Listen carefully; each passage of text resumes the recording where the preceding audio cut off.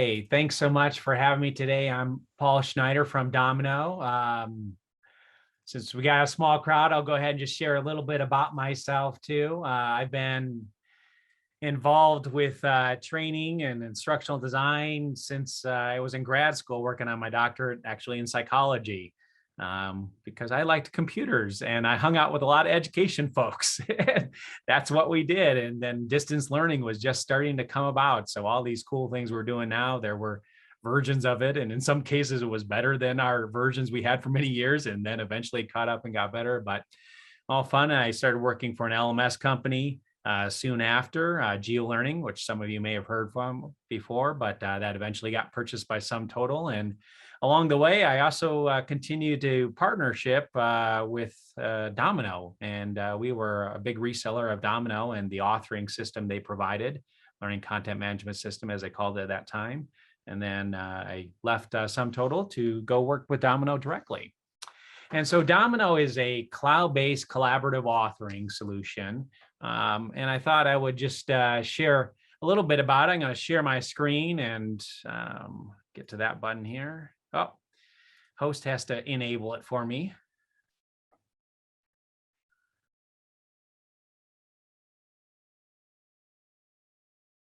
Okay, there we go. And so I'm going to just show some different examples, talk about some different things, give you an overview of Domino. But as I mentioned in our sign up there, I kind of picked a couple topics that obviously Domino, well, not obviously, but we do well. And that's collaboration and single source design, and talk a little bit about that, show you some different examples, maybe get your thinking there. And would love to, any feedback, questions. We can use this time to talk about any other aspects as well. So first off, I'm actually logged right into Domino right now. Domino is a cloud-based collaborative authoring tool.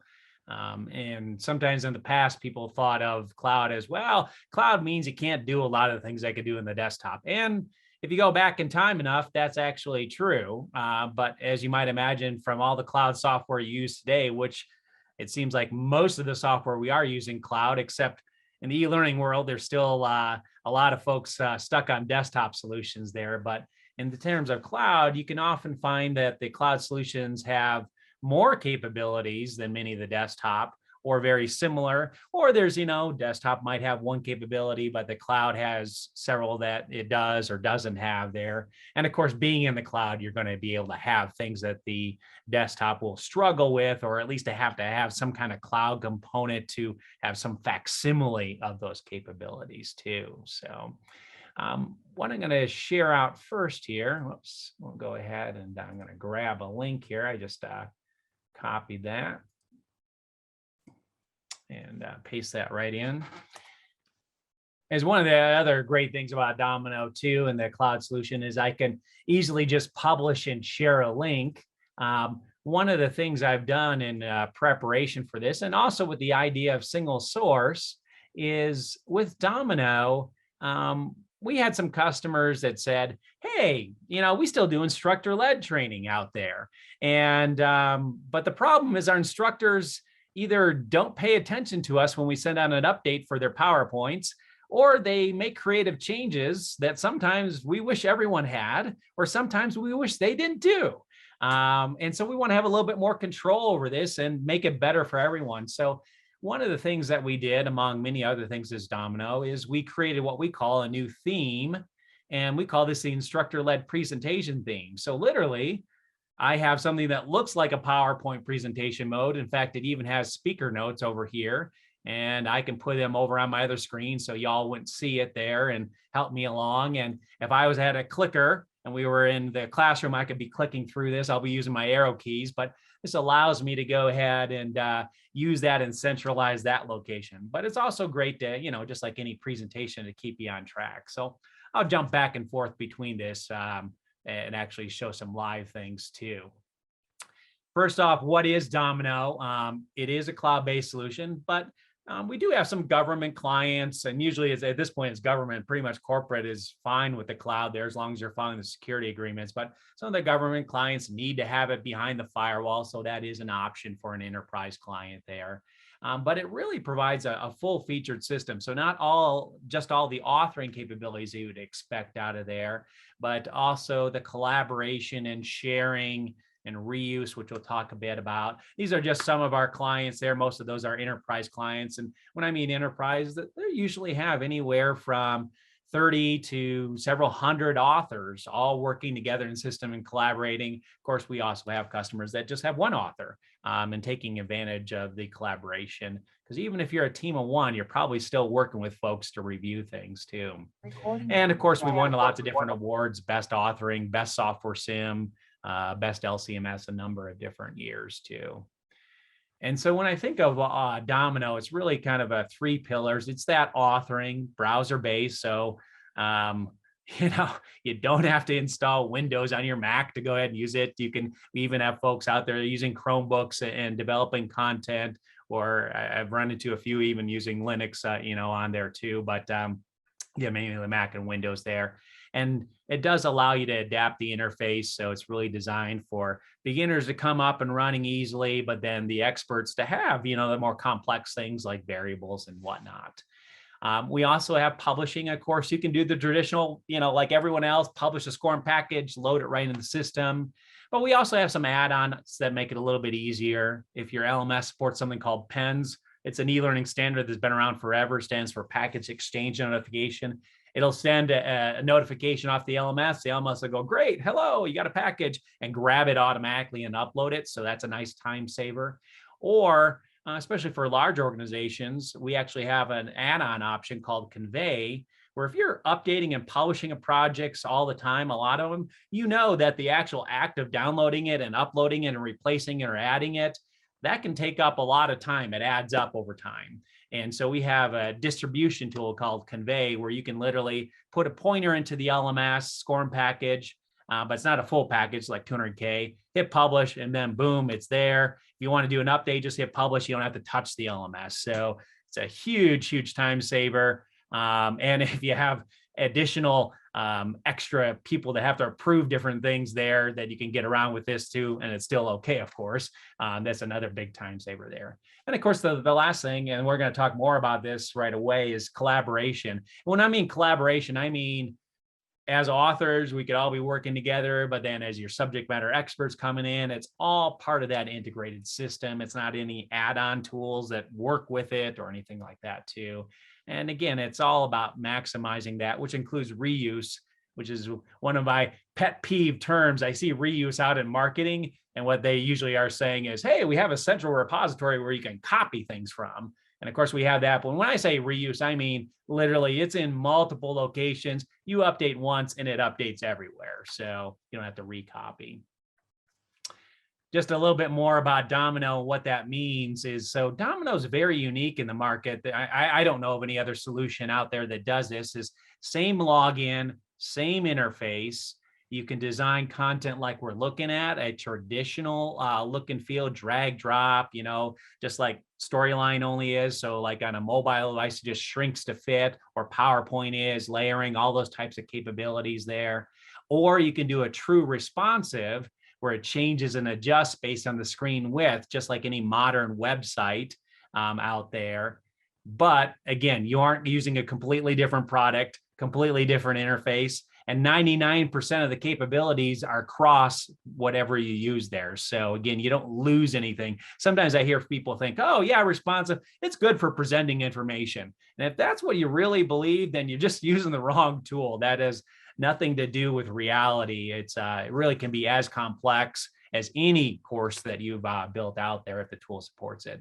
And then another unique thing, again, I don't know of any other tool out there in the cloud space, but we also have a software simulation capability. And naturally, to actually talk to the desktop, it is a hybrid. So it gets installed in your desktop, but it's literally drag and drop it up to the cloud to make it collaborative. You can create show me, try me, captures, test me, actually scored test, all in one. So it actually allows you to reuse that. And again, on Mac or Windows, it doesn't matter. In fact, if you're working on a Mac and I'm working on Windows, we can actually collaborate on the same software sim there and editing and updating that.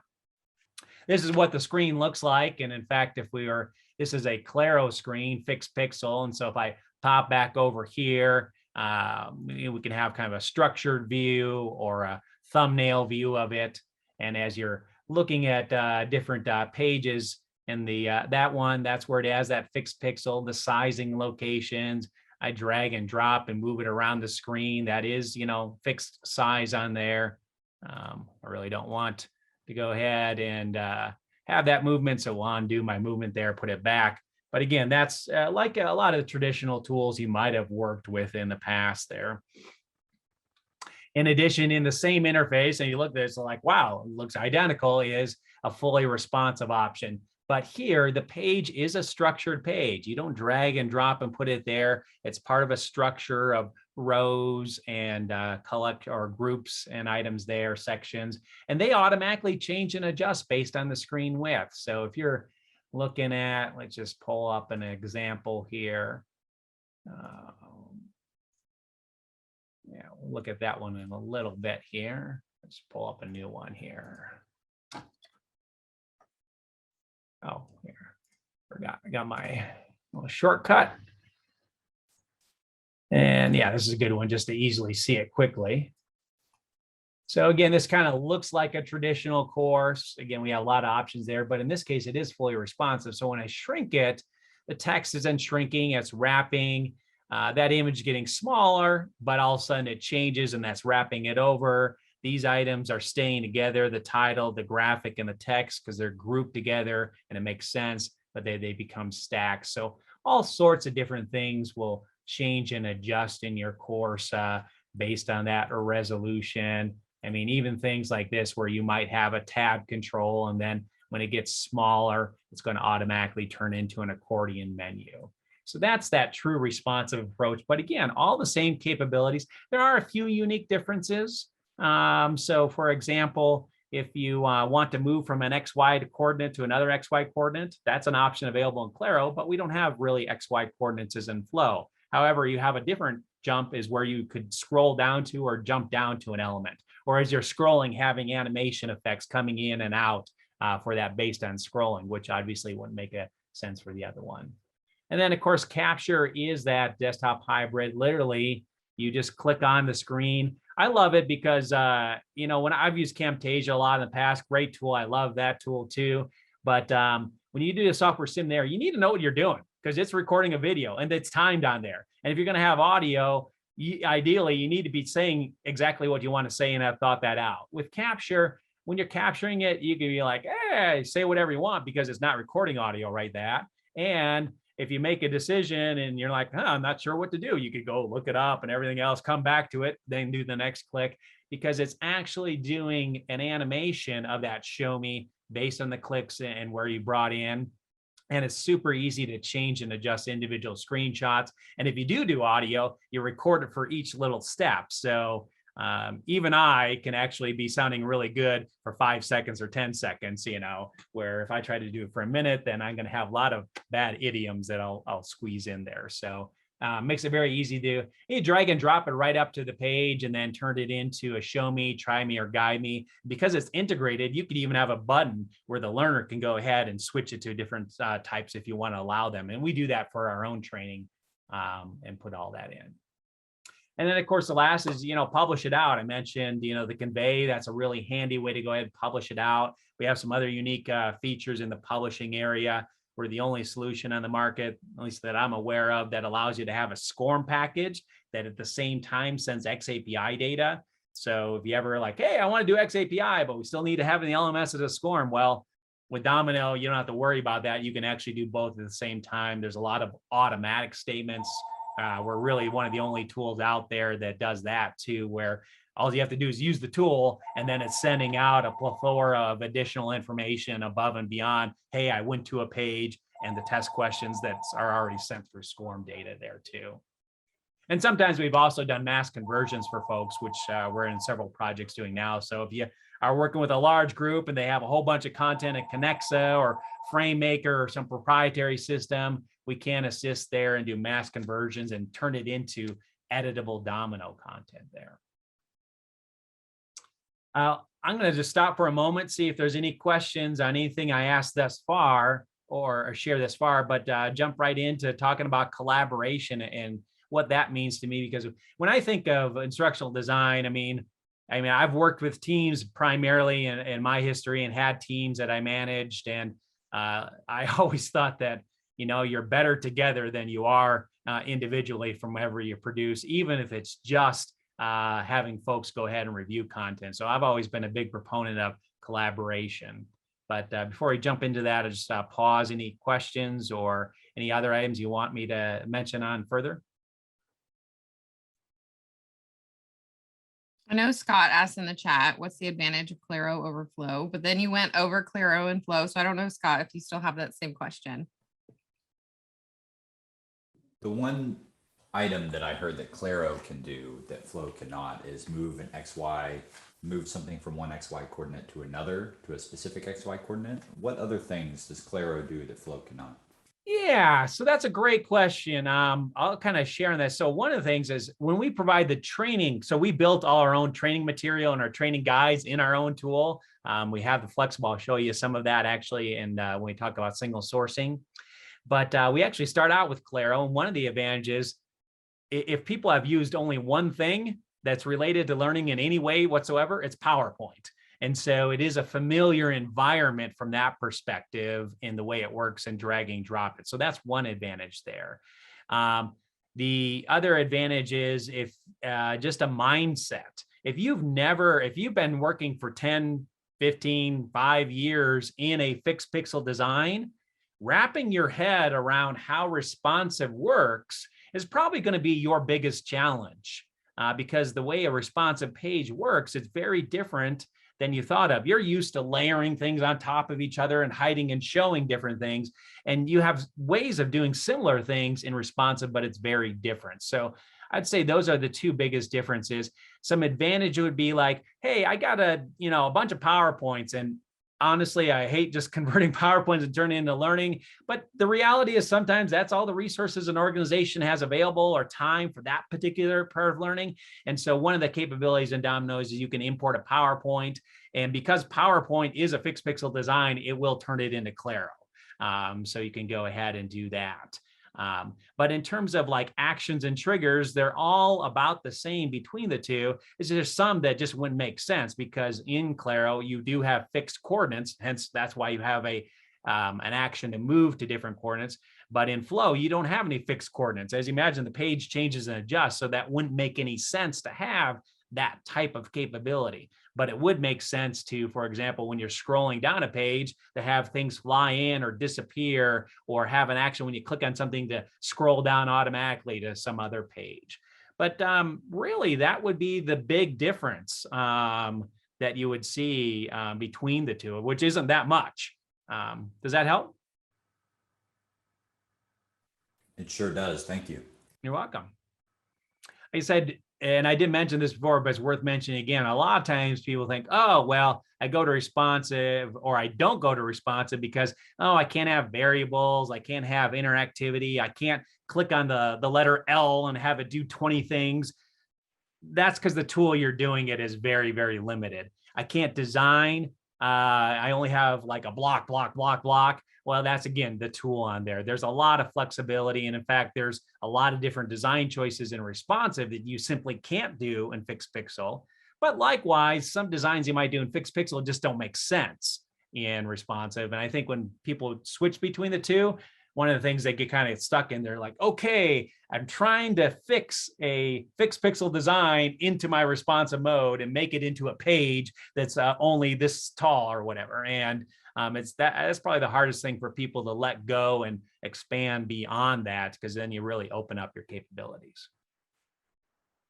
When it comes to collaboration, the key thing with authors is that we can all work together on the same project at the same time. So there is a check-in out system. And so we aren't like Google Docs. I just read somebody that they had like, Oh, it was an expose on Amazon Prime. I won't mention it in case people are fans of the company, but they were using Google Docs for all their accounting, and they had hundreds of people in there. And you can imagine all trying to go ahead and share one single spreadsheet would be just madness.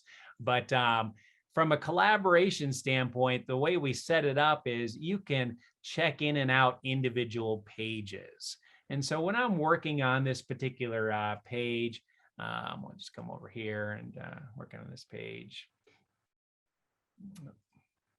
Let's say I wanted to allow a colleague to work on it. I could simply hit commit, and I could put in a comment, done with this, whatever. Again, you don't have to put that in there, and it's going to check in the page. The nice thing about this is then now my colleague can go work on it, but this page right here that I have checked out, and I'm working on these other pages, they can't access that unless I check it in, or if I log out. The system does allow people to override if they have permission and access. But then the colleague can come in here, they can go ahead and click on edit. And if they click on edit, that'll allow them to go ahead and edit that project. And then they're starting to make the change. But one of the problems with collaboration is sometimes people you're working with don't do things that you want them to do. I'm sure we've all been there before, or, we didn't do things that they wanted us to do. But when you check that page in, it automatically creates a version of the page. So I can preview that version of the page. And if there was one thing I really liked about it, I could actually come over here and select it and click on that particular graphic. That's a graphic, and actually copy it right into the existing live page. Or I could go ahead and restore the entire page, and then I'd have two, the current one and the restored there. And then that's available for all the versions here. So I could come in here and then quickly look at other versions that have been checked in. So I like to think of it, it really enables you to collaborate best of both worlds. And, if you have a small team, hopefully you're getting all along and you have the same permission level on that. But sometimes, well, definitely as you get a bigger team in, you don't want everyone to have access to the same content. So you do have permission control and different types. You have admins that have access to everything. You also have authors that only have access to content they've been assigned. So they can't even open up projects and work on them if they haven't been assigned. You also have the ability to go ahead and lock an entire project, and then an author that has access to it can unlock it because the admin locked it. Or if an author locked it, an admin still can override it. So you have different controls over that way. Also within that, if you have the larger or medium teams, you may want authors to not have all the same capabilities. So you can come into author roles here and set up one or more roles. And with those roles, maybe even though they like to create Claro courses, you want them to create responsive courses. So you can turn off their ability to even create Claro courses. So when they log in, that's not even an option. Or you're happy with what they're doing, but you don't want them to publish it for whatever reason. You can turn off their ability to publish it, or only certain types of publishing options that you want to make available. Or we had one client, I'll talk about this a little bit later, but glossary terms and definitions are reusable. Well, they had a huge team, and for some reason, even though the system prompts them and says, hey, do you want to use this term that's already been written for you and saves all you the work? They would go ahead and create a brand new term and add the work in there, and of course, add that in. Some of it may be that they were paid contractors and they, get paid by the hour, but who knows what it was there. But you can also go ahead and control that, and again, give some more control to that based on the authors, based on what they're doing. So this allows folks to really collaborate together more efficiently as authors creating that content. Because at the end of the day, as I said, it's all about working together smarter and more efficiently, and not, gosh, I just hate this, passing around files or going to the shared drive, which may or may not even have the most updated copy. Or even if it's a pseudo collaboration, maybe they didn't upload it. What can you go ahead and work on it there? So again, just eliminating all those problems. Or even better, if you do hire a contractor, have them come in and create that content. You never have that dreaded, oh, who has the latest source, which is the dreaded for the people who you hire, that content. Or for a contractor to come in, as working a contractor, I'd come in sometimes and work on content, make updates. Of course, I asked, is this the latest version? They said, yes. And then after I was done, they reviewed it. They said, hey, how come all these changes there? Because they didn't give me the latest version, of that. And of course, you have to spend hours explaining that it's not your fault. And then sometimes it becomes your fault anyway. So again, this keeps everyone on the same page. You're always using the same version. None of that. You even have a capability in terms of collaboration. If you did build it in your own Domino site, you can easily hit export and send a copy off to another Domino site. You get a little code, they go ahead and just come over there and choose import, paste that code in, and it automatically imports. It's kind of like syncing. You're not even sending them an email of the file or attachment or anything else to import. Literally, it does it behind the scenes, server to server. So obviously it goes a lot faster there too. So again, another great way to even collaborate, even if you're not in that same system. Of course, when I think of collaboration, it's not just the authors. I also think of subject matter reviews and anybody reviewing your content, because no one's perfect. We want folks to review your content. You want to make it easy. And you want to make it super easy for everyone involved and as streamlined as possible. So one of the unique things that we've done that's different, especially than any tools that are desktops or have an add-on that works with their system really well, is that it's not an add-on. So literally right within the tool, I simply hit review here. I can pick the dates I want to review. And why would you have dates? Because people don't follow directions. And if they add in feedback, at least you want them to go ahead and only add it when you ask for it. And if they try to add it in later, it doesn't let them add feedback. So they're going to have to reach out to you, and then you can decide if they're worth getting their feedback. But you set those dates up, and then you simply go ahead and turn on the review, and then it's available. Of course, if you didn't assign folks, you just come over here to add reviewers, invite them in. And our license is like a lot of reviewing. The reviewer is free. There are some reviewer tools that you're paying for that, but the reviewer licenses are free. But another nice thing too is if you have a whole bunch of people reviewing, sometimes you have like these 5 people review this type of course, this 6 people review this.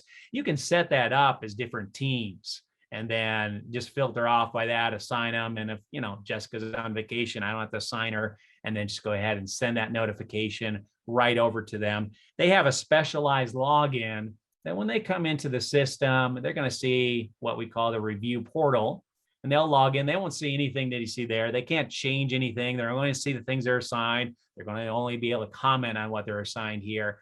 They can come in here and then just launch that review. And this looks just like the full project preview. In fact, one of the other great things about this is it's live. So if you sent out the review on Monday and you're like, oh man, I forgot to change something, all you have to do is go in there and change it. And if they launch the review on Tuesday or 1 minute after you make that change, they're automatically going to see that update. Again, you don't need to publish it or do any extra steps for that. They just come in here, they can review it in whatever mode there. Another nice thing is when they're coming in and review it, they aren't commenting on just the page. I've had systems where comment just the page. The problem is then you're not understanding exactly what they're talking about. And there's a lot of extra wasted time back and forth. So they literally can scroll over there, hit new comment, add a comment. In this case, it's on the default name of rich text, this piece of text there, but it'll highlight it for you. We'll see that in a moment. You could also name that stuff if you wanted to. But another great thing is other people can comment on the feedback. They can agree with it, so you can see how popular it is.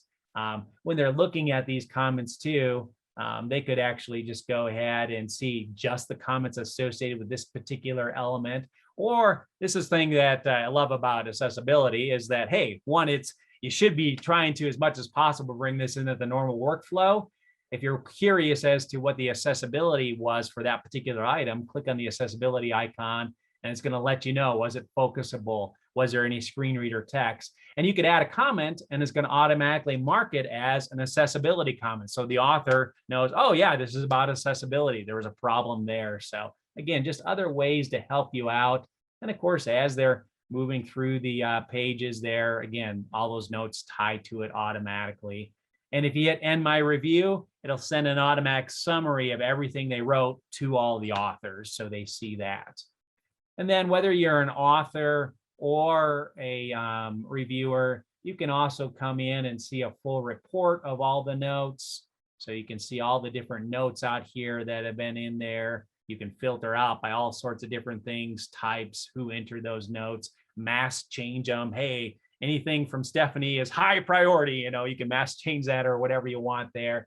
Of course, as you're changing notes, you can notify folks. Most of the time, though, I also like the fact that as an author, I can go ahead and see these notes. So let's just go ahead and refresh that page, and we'll come over here. We see this page has 7 notes. I come over here and show notes. And while I'm working on it, I can just come over here and look at those notes. As an author, I can have notes. I can use this to comment back and forth between other authors. If I comment on that note, somebody's going to get an email saying, hey, I didn't understand what the heck you're talking about, blah, blah, blah.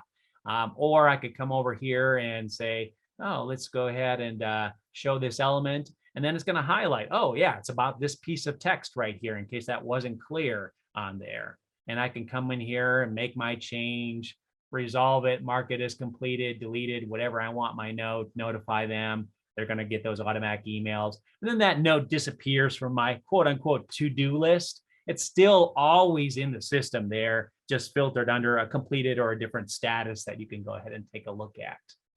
And so these are kind of the main ways that people can actually work together. There's some other aspects of collaboration, but I'm going to just stop for a moment and see if there's any questions on this and how it works or how it could be of advantage to folks. But this is probably the most popular feature of our product, and folks who haven't used this and used other tools, they usually estimate, depending on what tool they use, anywhere from a 15 to 50% savings in effort that they're putting forth just through taking advantage of these features. Oh, and I see there is a big chat, so I haven't been looking at that. So that's okay, Paul. Darren chimed in, and I'm sorry, Darren, you can say this, but he said that the review functionality works really well within their group. Cool. Yes, it does. Yeah, and then somebody asked you, prior company, depending on when you used it, we probably had we had our biggest release in 20 years, and we've had some big releases before, just recently, earlier this year, and around June, July timeframe, and that added over 100 plus features. Depending on how you count it, it'd probably be closer to 200. I look at how some of our competitors count a feature. I'm like, you call that a feature? But if you count it that way, it would be at that high. But I mean, there's some that were just, in the South, you could count as multiple features. We just counted one, but very big change to the system, interface changes too. Yeah, we continually try to go ahead and improve it. The review capability is also one that got basically a good facelift. We be honest, we looked at some of the cool things that had done with Microsoft Office, and they kind of did a facelift to their reviewer tool. And we said, hey, that's good. And we mimic some of those things, just like we have a ribbon toolbar here where you can now turn it on and off because maybe you don't want the ribbon toolbar, and you can easily just come over and add items off the left, and they have automatic little animated graphics to tell you what it's all about. So again, a lot of new users, they come in and they just love this because they can have their favorite items right there, or all the elements. And these have kind of like little wizards that walk you through that particular item and combine different items to make it easier to get up and running with that. Paul, a couple of questions, if I may. Please do, yeah. Yeah, the ILT theme that you mentioned early on, is that limited? Is that only available in Claro, or is it available in Flow as well? Great question. Yeah, our themes, the short answer is yes, only available in Claro. But the way that works is your themes, we have several different themes available. When you're in Claro, these are the look and feel options you have. You have the ILT, the course player experience, which is like a top nav, Nova, which is top and bottom, or no nav, which you kind of just do whatever you want. We also have, this is kind of unique, at least I found with us, is you also have headers and footers, as well as alternate headers and footers that you can turn on and off for individual pages. So if you do your own nav, you don't have to copy it onto every page. You can literally put it in a header, just like you would a Word doc, and it'll appear on every page. And that's true for Claro or Flow. But those are the themes that are available for Claro. In Flow, you have several different look and feels. You do not have that ILT theme because we are trying to mimic PowerPoint. and it doesn't really mimic PowerPoint in that idea. So if I came over here and let's just open up a Claro course here. And then with that, if I go to change theme here, once it opens up, you can see that you do have the course player because that's actually cross-platform with the way it works. But you'll have some other ones we'll take a look at: knowledge-based tutorial, story view. If you've used Rise before, it's very similar to the look and feel there. We'll look at that. Vertical player experience, which kind of breaks up into individual pages or just a variation of the presentation. But yeah, you don't have the instructor-led presentation. Not that you couldn't use one of those themes for it, but with the clicker and the PowerPoint stretch, it doesn't work the same way. That's great. Yeah, I thought that would be the case. We use a modified course player theme in our Flow courses. So, and we're just trying to, our courses are designed as primarily e-learning content, but we also want to multi-purpose them for instructor-led training, and we're just in the process. Yeah, so you could do that. You could apply another theme, like you could. I've seen folks, you would have in your other course, you would apply a header. We're going to talk about reusability and some of that in just a moment. And you could have a header that have a button that maybe opens the page notes, so they could click and open the notes, but it wouldn't do that automatically. Although technically, you could probably write a JavaScript little widget to pull it open and match that. So. Good. Thanks for that. One more question. No, go ahead. Without taking too much time. You mentioned Convey earlier, which I actually hadn't heard of. I was wondering whether that was a relatively new addition. It is a relatively new product for us. We've been doing a soft launch for a while. Usually it's our enterprise clients because they're publishing a lot of content that are interested in that. And if you're in Domino right now, you're seeing, if you hit share, you're going to have just a public link. And that's a free link where you can hit share and it'll give a web link out. In the future, it will be limited to how many projects you can do. Right now, we don't limit the number of projects. But if you have Convey, it uses that same approach, but you can also publish it as a SCORM or XAPI package or AICC. And then when you do that, actually come back over here to Convey, it works the same as if you publish a full package, but because SCORM, ancient technology, you can't just have a link out there. It actually has the JavaScript and HTML it needs to launch it, but the guts all live on Convey. And then if you do an update, you simply just come out here and hit publish again, and you don't need to touch your LMS. And that's available. And we try to keep the cost for that very efficient. It is an additional cost, but we base it on usage. We call them registrations. So one user taking one course is a registration. So we look at how many registrations a month you might have. And it's, unless you're really small, but if you're a medium or a large, you're talking about a pennies for a registration, as opposed to like when you think in LMS, you're talking dollars, tens of dollars, $15. So it's quite small there. And especially for larger companies there, it's really quite economical, especially if you think your person's time is worth anything, because they'll definitely save the amount of time versus the cost over the course of the year, no problem. Yeah, we might have to look into this into Convey a little further, I think. Sure. Yeah, I'd be happy to kind of share that with you too. We get a call there.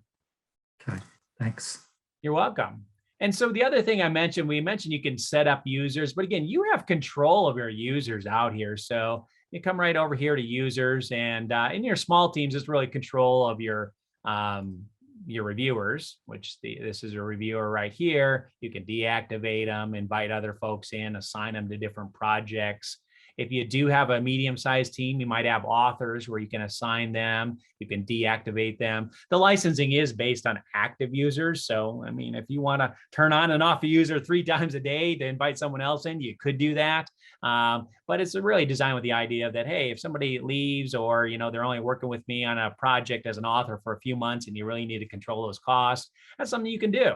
And with the author permission, then you can control what they have access to, and you never lose anything. That content's assigned to your account, not to the individual per se, with that, like it is with some systems out there. And then, of course, we talked about setting up teams there too. That can make it easy, and permissions. One of the key things though, and we're talking into this and you've already alluded to it, and we talked about it with the idea of instructor-led presentation materials, is the idea of single source design. And when we built Domino 1, which was really, we wanted to bring responsive to the same platform as our traditional approach, Claro, we really wanted to enable people to have learning from all sorts of different types of material. And one of those key things to do that is to have look and feels of the themes, which we just talked about. We're going to look at an example, but is also the idea of reuse, which comes to collaboration. So one of the great things about collaboration is having a central repository where you can actually search. And we're one of the only systems where literally you can actually come out here and say, I was going to add a new page. I could actually search across my entire system of all the content I've ever developed. It'll do a full text search and search metadata. So if you tagged an image bot, it will go ahead and show that up. And if you have all sorts of filters and like, hey, I only want to look in HR compliance stuff, I could filter out and just look in that. So that's a very powerful feature, which really, again, saves you time and empowers your developers to work together. But another key element is the idea of reuse. So I'm going to open up my, actually come back over to another course. Let me just go ahead and log in to that. And is the idea of reuse. And when I say reuse, again, I mean that you can update once, it gets updated everywhere. And so for Domino, we have reuse on multiple levels. So at the highest level, you have your look and feel. So those are your themes, your branding, your colors, your navigation. You can have that applied to 500 courses, and we have reports so you can see which courses they're applied to. And if you update that theme, all the courses are updated. You don't need to go and update each one. Now, for the learners to see it, you do need to republish, just to be clear on there. At the next level, we have publishing profiles. So think about on your desktop tool, how you say, hey, what's the number of test attempts? What does it look like? What do the feedback options do they get? And then you have to say, hey, make sure on your desktop, you do the same thing. Well, in Domino, we have what we call publishing profiles. They can be used and reused. And of course, if you update it when it's published or previewed, everything is live. When you're previewing, you're going to go ahead and see that as well. And then at the next level, we have something called learning objects. So this is kind of a pet peeve I'll mention of mine is that, hey, good instructional designers that come out and they know, hey, we need to develop content around instructional objectives. And almost every tool in the market says, fine, I'm going to let you develop slides and pages, and you just write on a piece of paper or somewhere what your objectives are. And if you write test questions, remember to write on the piece of paper what those are tied to. Well, in Domino, you can do the same thing if you want, but we have this concept of the learning objects. So you can create your own learning objects, and each individual learning object would be an objective, what the material teaches, and if you have test questions tied to it. But of course, the test, if they're going through it sequentially, takes all the objectives and tests it at the end. And if you do random pooling, it ties it to objectives. But the reason I kind of mention that is learning objects are also reusable. So this individual object, you can see a share icon. And if I look at the properties of this, I can see it's used in 4 projects. What that means is if I make a change to anything in this object, which I'll open and close it here, which is these pages, there's no test questions. If I make any changes, it will appear across all 4 projects automatically. Again, I just need to republish it for the learners. So this really enables you to start to break up your content and have courses that have some shared content because it applies to multiple situations and some content that's unique.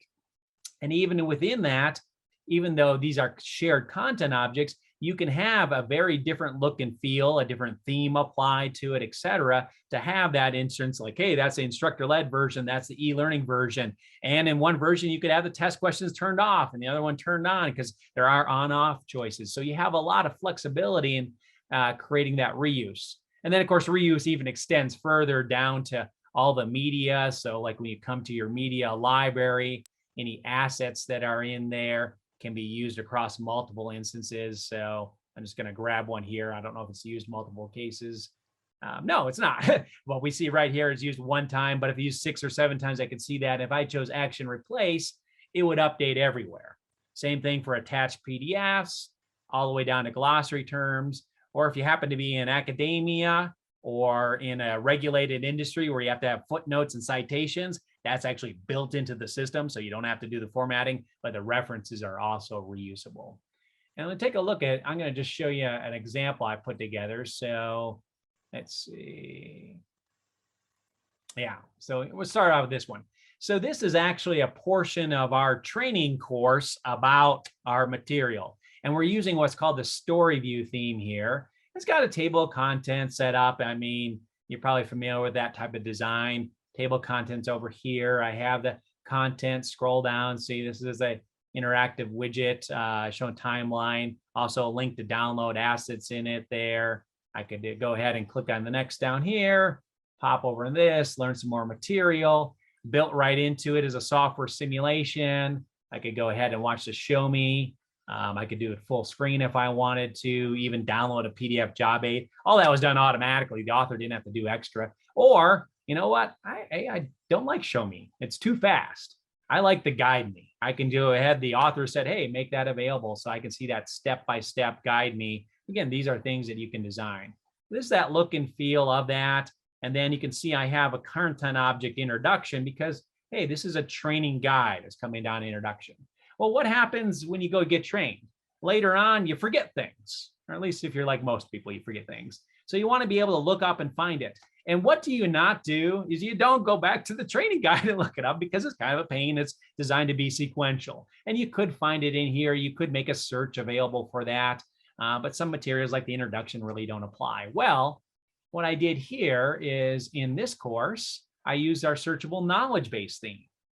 I just took that course, made a new course by sharing the objects. So that was just I'll just show you where it is, super easy. I just come over, pick that course, choose actions, save as new, but I just share project. And what that does is it automatically shared all the learning objects, and then I could remove or add one. So for example, those introduction objects, that didn't make any sense in the knowledge base. I just removed them. It didn't delete them because they're still in the other course, but now they're here. And that way, when the training material is updated or changed, it's automatically updated here. And then the user can jump into a topic here. Like this is one of the ones we looked at. We see it there. Now, if it had different fonts and colors, in fact, this color is a little bit different than what we had before, you're going to go ahead and see that. And you're going to see that change. The font's a little bit different too. They could also go ahead and search and say, hey, let's test. And I think there's there. And it does a full text search for the learner, for pages. If you have glossary terms, it's going to find that. They can jump into it. And this is a web page. You can even click on the share link and send a direct link off to it. Because you're like, you know, if you're the expert, they always ask you questions. You go, by the way, here's the answer to your question. And then again, teach them to fish a little bit. But again, that took me all of 5 minutes, and it only took me 5 minutes because I said, you know what, I don't want some of the objects in there. That was all the work for it there.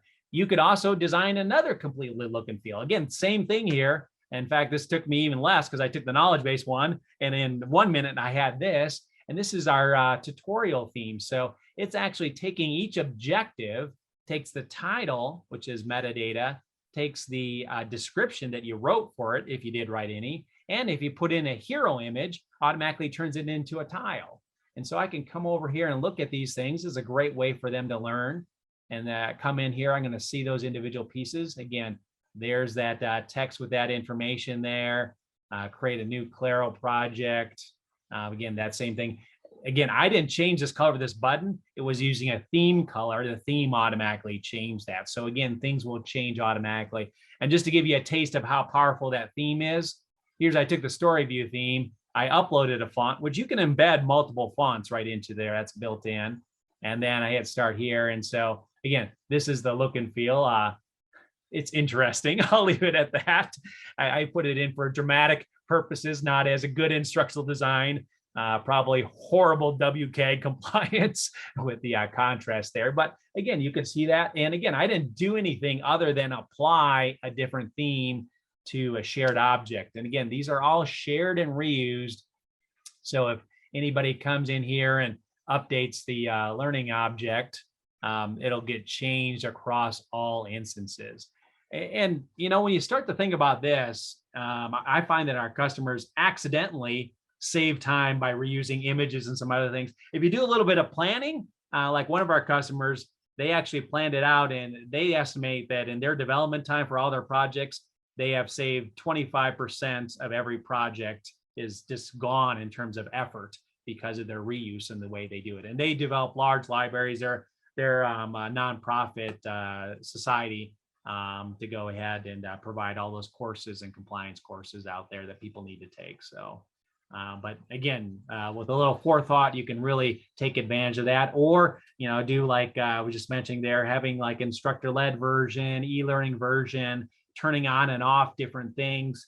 You can even get more complex, like, hey, if you're a certain role, like one of our clients, they use this concept of reuse, but they use variables, which is also available and responsive. And they used our widget where it launches the course. Of course, it knows who they are through SCORM ID, but it doesn't know what state they came from. However, their HRS system does. So through our open API, it sends the information to the HRS system. The HRS system sends back what state they are, and that's a variable in the course where it automatically turns on and off different things in the system, even to the level of, we have something called modules. So you can turn on and off an entire section of the course called invalidate module. It will be completely compliant with SCORM.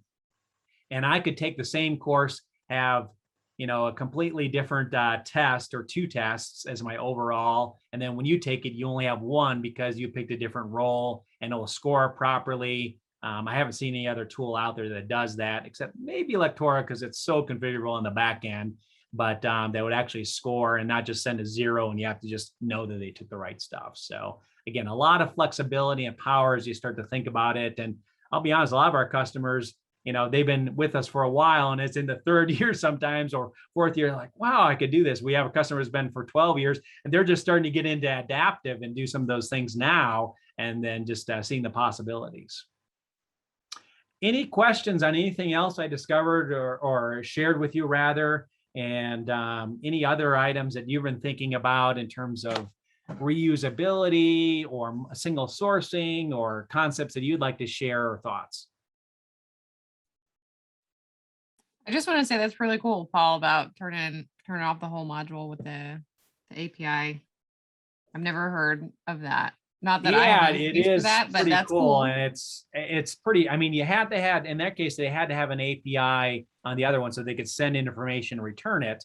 But it's really just through a simple JavaScript call, and then it sets the variable inside the system. So again, you don't have to go ahead and do it. And the other nice thing is we provide this as an API. So it's not like when we upgrade, you need to check it because it may break, whatever else. We support this. So if you use our API, if it does break, it's our fault. We'll fix a bug, for associated with that. Some systems say, hey, on your own. That's how it works. But if we update, hopefully it won't hurt you. Thanks for joining. Yeah, the knowledge base theme is actually one that one of our clients has been using a lot, because they have a lot of training that's really not training. It's just information awareness and being able to come up. They've done things with the knowledge base theme and set it up to where you can also have target pages, which don't show up in the structure, but you can have it to launch individual things as a modal window. So there's a lot of fun things you can do there too. I made a lot of knowledge bases when I was at Cox and Domino. Yeah, that is a great one. But I like the new theme. It was a new theme, whatever the other theme was with the tiles. The tutorial theme. Yeah, that is a relatively new one. I don't think we had that. And where did I have it in here? Yeah, so this one, the way it works is it relies on the fact that you did create learning objects. If you only create one learning object, you don't see any tiles. It goes right into it. But if you have multiple learning objects, it just creates a tile for each learning object that you have. And then the reading time is automatically generated by how much text is in that particular learning object. That's cool. I want to say, see, Rhonda, we needed to use Domino for what you just made. Well, Paul, thank you so much for giving this overview of Domino. I hope you got some fans out of it. I love Domino. It made me want to use Domino again, which my company doesn't have an authoring tool and we're not quite there yet. But when we do get to that point, well, you do have that export import. So if you want to use it in the ATD's license, and then when they get there, export them out, you'll be able to do that. that's always a good idea. And for those of you on the call who are members of the Greater Atlanta chapter, we do have a few licenses provided by Domino with our partnership with them. So if you're interested in, I believe there's also a free trial they can get, right, Paul? There is a free trial. And if you need longer time, let us know if you run out. I just paste into the chat. There's also free trainings we do every Thursday. It's noon. So it should be a good time, noon Eastern, that you can go ahead and pop in there. Of course, the self-pay training is all included as well. And if you have any questions at all, just pop me a line or follow up with one of the account execs that might reach out to you too.